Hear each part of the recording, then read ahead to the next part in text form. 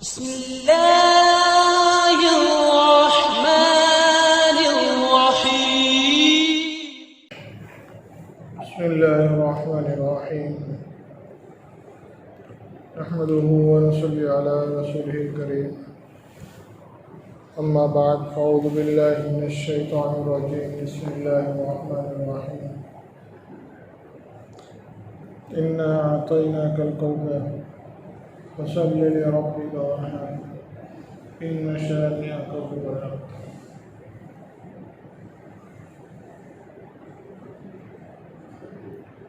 گزشتہ ہفتے قربانی کے بارے میں چند ضروری باتیں اور کچھ ضروری مسائل آپ حضرت کے سامنے دریافت کیے تھے.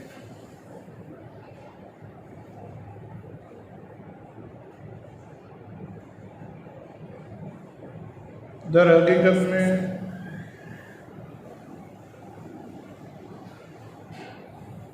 اسلام کے اوپر چند باتوں کو لے کر، چند چیزوں کو لے کر لوگوں کو اعتراض ہوتے ہیں، جس میں سے ایک بات یہ قربانی بھی ہے.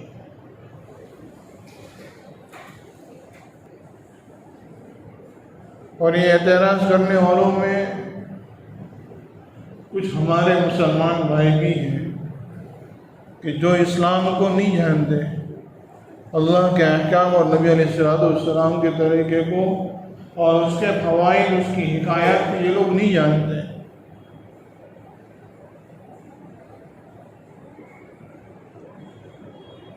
تو یہ قربانی اللہ کے نبی علیہ السلام نے فرمایا کہ حضرت ابراہیم علیہ السلام کی قربانی ہے، ان کی سنت ہے، ان کا طریقہ ہے، ان کا راستہ ہے. اور ہم سب بہتر جانتے ہیں کہ اللہ تبارک و تعالیٰ نے ابراہیم علیہ السلام کا امتحان لیا تھا، اور ایسا بھیانک اور ایسا بھاری امتحان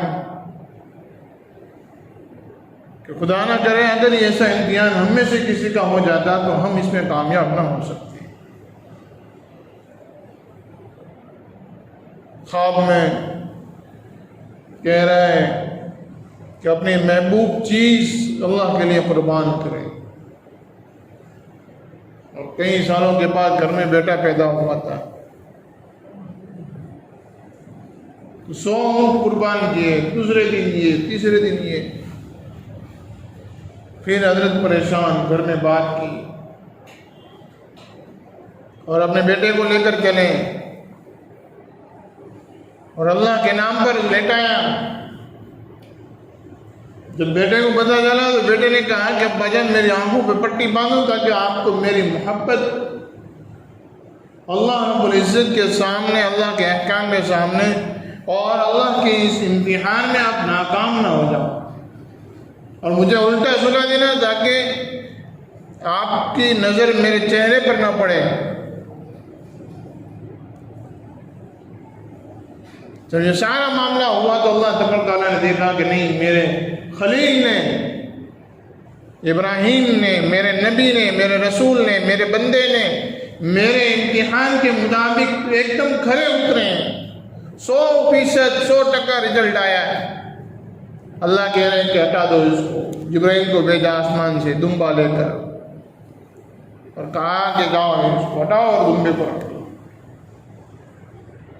تو یہ قربانی جس کی وجہ سے اللہ تبارک و تعالیٰ نے حضرت ابراہیم علیہ السلام کو اپنا خلیل بنایا. اور اس کی اہمیت کے بارے میں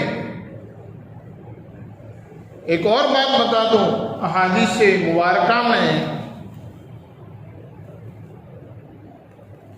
کہ اللہ کے پیارے نبی صلی اللہ علیہ وسلم نے یہ کہا کہ جس کے اوپر قربانی واجب ہو اور وہ قربانی نہ کریں وہ ہماری عیدگاہ میں نہ آئے. ناراضگی کے اسٹیپ ہوتے ہیں. ایک تو ناراضگی کا اسٹیپ یہ ہے کہ بھائی دیکھو آپ لوگ ہیں نا، مجھے مت بلایا کرو، یہ ہلکی ناراضگی ہے کہ بھائی کسی سے من دکھ ہوا تو اس کو تو مجھے فون مت کیا کر یا تو مجھے ملا مت کر. اور ایک تو ناراضگی یہ ہے کہ بھائی دیکھ اپنے گھر کا ویوہار بھی بند, تجھے میرے گھر پہ بھی نہیں آنے کا, میری دکان پہ بھی نہیں آنے کا, دادرو نہیں کرتا تو. یہ کتنے حد تک ناراضگی. اللہ کے نبی علیہ الصلوۃ والسلام فرماتے ہیں کہ جس بندے پر قربانی واجب ہو اور وہ قربانی نہ کرے, وہ ہماری عیدگاہ میں نہ آئے, عیدگاہ کی سیڑھی نہ چڑھے. اللہ کے نبی کہہ رہے ہیں, اللہ کے نبی ناراض ہو رہے ہیں قربانی. ایک اور بات کہ اللہ کے نبی علیہ الصلوۃ والسلام نے فرمایا کہ یہ جو قربانی کے جو جانور ہیں نا, اسی لیے علماء کرام یوں کہتے ہیں بار بار کہ دیکھو اچھا جانور لو, موٹا تازہ لو, فرما لو. کیوں؟ تاکہ یہ کل قیامت کے دن آپ کے لیے جنت میں جانے کے لیے پل صراط پر آپ کے لیے سواری بنے گا. قربانی کا یہ جانور آپ کے لیے سواری کا جانور بنے گا. جس جانور کی قربانی کر رہے ہو یہ آپ اس پر سوار ہو کر پل صراط پار کریں گے. اس لیے کہتے ہیں کہ موٹا تازہ پھروا جانور لو, اچھے سے اچھا جانور سلیکٹ کرو کہ یہ تو وہ تو پل صراط پر سے گزرنا ہے, یہاں چھوٹی موٹی سڑک پر سے گزرنا ہے, زمین پر سے گزرنا ہے, آزو بازو میں کوئی خطرہ نہیں, زمین سے نیچے اندر دھسنے کا خطرہ نہیں. اس کے باوجود آدمی گاڑی سلیکٹ کرتا ہے, بھائی اچھی گاڑی ہونی چاہیے. یہاں تک کہ سرکاری گاڑیوں میں جائے گا, بس میں جائے گا, اس میں بھی دیکھا ہے بھائی بس کیسی ہے, اچھی بس ہے, چلو اس میں بیٹھتے ہیں. اگر کوئی ٹوٹی پوٹی نظر آ گئی, بھئی کھٹرا گاڑی ہے, اس میں نہیں بیٹھیں گے. تو وہ تو پل صراط پر سے گزرنا ہے کہ جس کے نیچے جہنم ہے, جس کے دونوں طرف آنکڑے لگے ہوئے ہیں, وہ آدمی کو, بندے کو جہنم میں گرانے کے چکر میں ہے. ایسی جگہ سے پار ہونا ہے, اور وہاں پار ہونے کے لیے اللہ رب العزت ہمارے لیے ہماری قربانی کے جانور کو کھڑا کرے گا. میرے بھائیوں دوستوں بزرگوں, ہمارا جانور کیسا ہونا چاہیے؟ اچھے سے اچھا جانور ہو. اور کہ اللہ کے نبی علیہ الصلوۃ والسلام نے فرمایا, حضرت عائشہ صدیقہ رضی اللہ تعالی عنہا یوں فرماتی ہیں کہ عید کے 3 دنوں میں 10, 11 اور 12 ذی الحجہ کے اندر اللہ تبارک و تعالیٰ کو جانور کے خون کے بہانے سے زیادہ کوئی دوسرا عمل محبوب نہیں ہے. اسی لیے روزے سے منع کر رکھا ہے. اسی لیے دوسری چیزوں سے کہا بھائی نہیں, اس میں زیادہ وقت لگاؤ, زیادہ سے زیادہ قربانیاں کرو. اللہ کے نبی علیہ الصلوۃ والسلام نے فرمایا, حضرت عائشہ فرماتی ہیں اللہ کے نبی علیہ الصلوۃ والسلام نے فرمایا کہ قربانی کے جانور کے خون کے بہانے سے زیادہ اللہ رب العزت کو اور کسی زیادہ کوئی عمل پسند نہیں ہے. اسی لیے کہا جاتا ہے کہ کسی جانور کے سامنے چھری تیز مت کیا کرو, اس سے جانور ڈر جاتا ہے اور ڈر کی وجہ سے خون سوکھ جاتا ہے.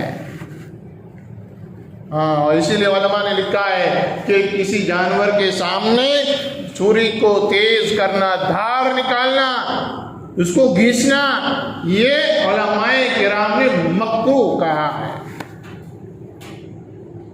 اسی طریقے سے کسی جانور کے ذبح کیے ہوئے کے سامنے دوسرے جانور کو بھی مت لاؤ.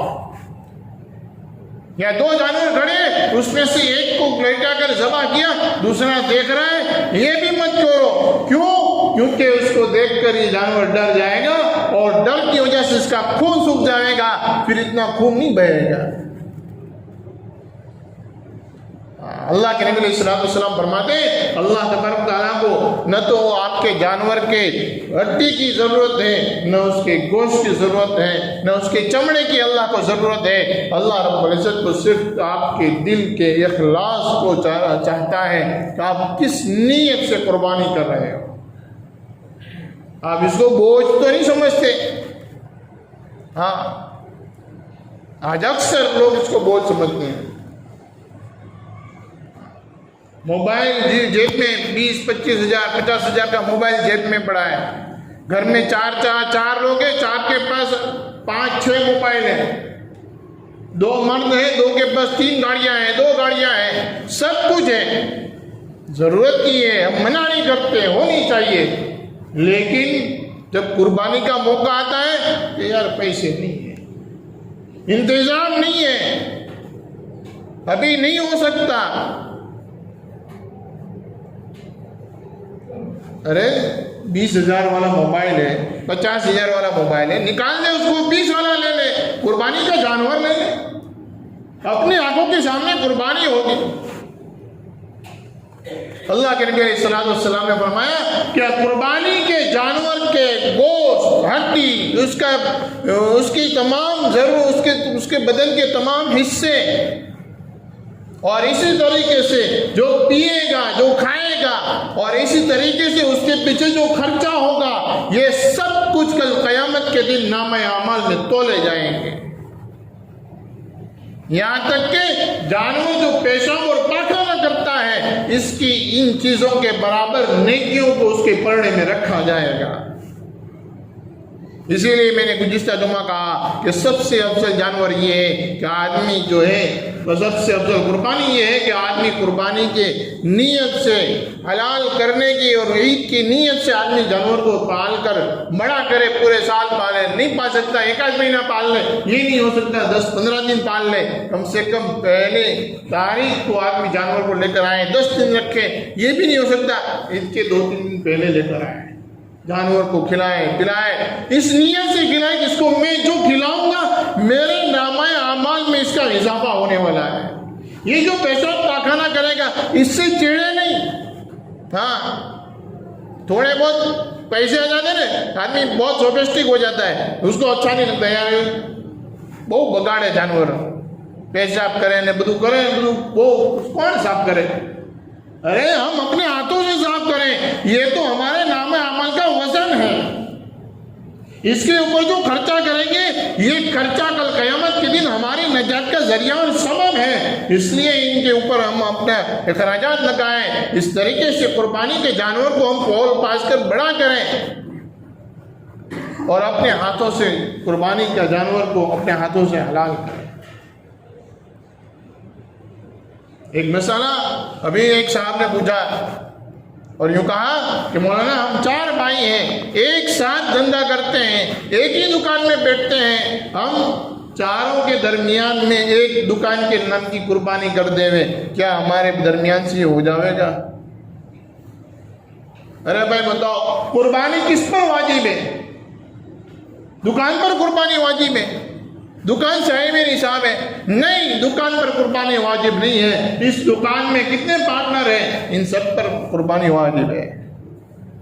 گھر میں 4 لوگ کماتے ہیں, چاروں کے پاس مال ہے, پیسہ ہے, سب کچھ ہے, چاروں پر قربانی واجب ہے. گھر میں 3 عورتیں ہیں, تینوں کے پاس اپنے زیورات ہیں, ان عورتوں پر قربانی واجب ہو جاتی ہے. 52 تولہ چاندی کی قیمت کے برابر زیورات ہیں, یا نقد کچھ رقم پڑی ہے, اس کو ملا کر 52 تولہ چاندی کے بقدر کر دیا جائے. اگر ہو جاتا ہے تو اس پر قربانی واجب ہے, اس کی قربانی کرنی ضروری ہے. اور اگر عید کے دنوں میں قربانی نہیں ہوئی یا نہیں ہو کر سکے, چھوٹ گئی, رہ گئی کسی طریقے سے, تو پھر ایک درمیانی بکرے کی قیمت کو صدقہ کرنا واجب ہے.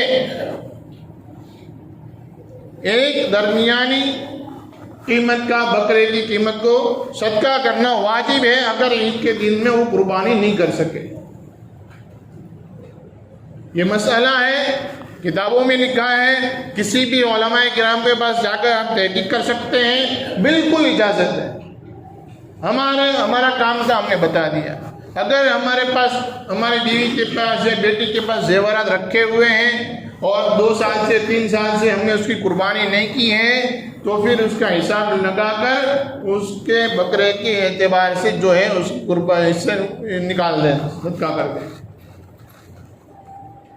یہ بہت ضروری ہے. اگر یہ نہیں ہوا تو میرے بھائیوں دوستوں بزرگوں، اللہ کے نبی علیہ الصلوۃ والسلام کے الفاظ میں نے آپ کو پہلے بتا دیے کہ جس کے اوپر قربانی واجب ہو اور وہ قربانی نہ کرے وہ ہماری عیدگاہ کی طرف پیر نہ بڑھائے، وہ ہماری عیدگاہ میں نہ آئے. میرے بھائیوں دوستوں بزرگوں، یہ قربانی کا ماحول ہے. یہ آپ آگے یہ حجۃ الوداع کا مہینہ آ رہا ہے، پہلی تاریخ سے جو ہے اپنے آپ کو جو ہے ان چیزوں میں آگے بڑھاؤ، زیادہ سے زیادہ قربانی کرے. اللہ رب العزت کو ان 3 دنوں میں قربانی سے زیادہ کوئی اور چیز محبوب اور پسند نہیں ہے. جتنی قربانی ہے تو زیادہ سے زیادہ قربانی کرے. اللہ کے نبی علیہ الصلوۃ والسلام نے پوری امت کی طرف سے قربانی کی ہے، پوری امت کی طرف سے قربانی کی ہے. لیکن دیکھو ایک بات جو ہے وہ ہم سب گانٹھ مان لیں کہ اگر ہم قربانی کا جانور خرید رہے ہیں تو سب سے پہلی چیز جن کے اوپر ہمارے گھروں میں سے قربانی واجب ہے اس کی طرف سے قربانی ہوگی، ان کی ہو گئی. اب جو ہے کسی کا عقیقہ کرنا ہے یا نبی کے نام کا کرنا ہے یا کسی بزرگ کے نام کی قربانی کرنی ہے، جو کرنا ہے سب کر سکتے ہیں. لیکن سب سے پہلے جس کے اوپر قربانی واجب ہے اس کی قربانی کرنی ضروری ہے. ہاں ہم یہ سمجھتے ہیں کہ بھائی میں بکرا اچھا سا 20,000 کا بکرا لے لیا، اب اس بکرے کو ہے نا نبی کے نام پر یا ماں باپ کے نام پر کر دیے جو ابھی دنیا میں ہی نہیں ہے، یا ماں باپ کے نام پر کی جن کے اوپر قربانی واجب ہی نہیں ہوتی، اور جس کے اوپر قربانی واجب ہے اس کے نام کی قربانی نہیں ہوئی تو یہ قربانی باقی رہ گئی. اس کے لیے اس کو قربانی کے دنوں کے بعد صدقہ دینا پڑے گا. اس لیے جو ہے ان چیزوں کو ہم اپنے پورے طرف ہر جگہ اس کو پھیلائیں کہ بھائی دیکھو جس پر قربانی واجب ہے سب سے پہلے اس کی قربانی ہوگی. اللہ کے نبی علیہ الصلوۃ والسلام کے نام کی یا کسی بزرگ کی یا والدین جو دنیا میں نہیں ہے ان کی قربانی بعد میں ہوگی، پہلے ان کی قربانی ہوگی. اللہ تبارک و تعالیٰ سے دعا ہے اللہ تبارک و تعالیٰ ہم تمام کو عمل کرنے کی توفیق عطا فرمائے.